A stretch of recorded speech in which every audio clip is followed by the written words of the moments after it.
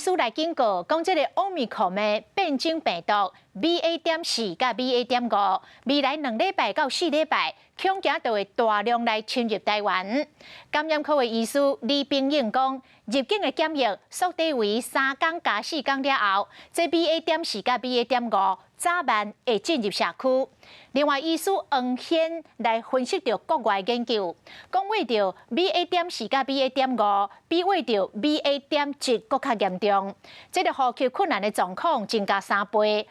胃甲吐的镜头嘛会增加2倍半，尤其是80岁以上的老大人，甲9岁以下小朋友，若为着 BA.4 甲 BA.5，这个镜头会上严重。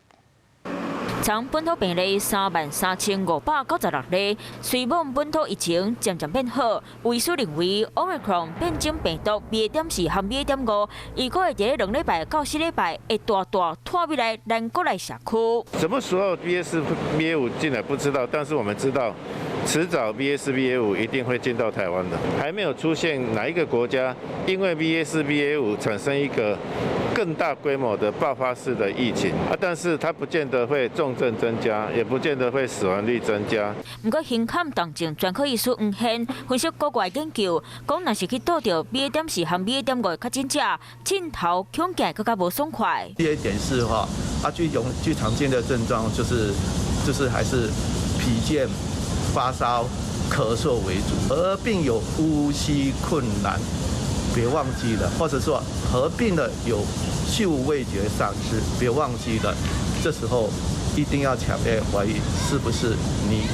有 BA.4、BA.5。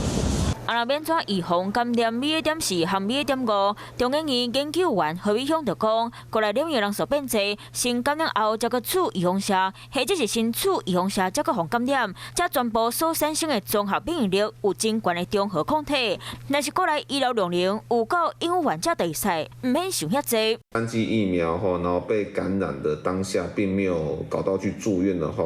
那其实他在面对一次那个 BA.4、BA.5和他这个血清拿去感染 BA.2、BA.1几乎是差不多的。卫生预告死亡率伫咧短时间内真歹降落来，呼吁民众爱紧取预防射，才会当提升保护力。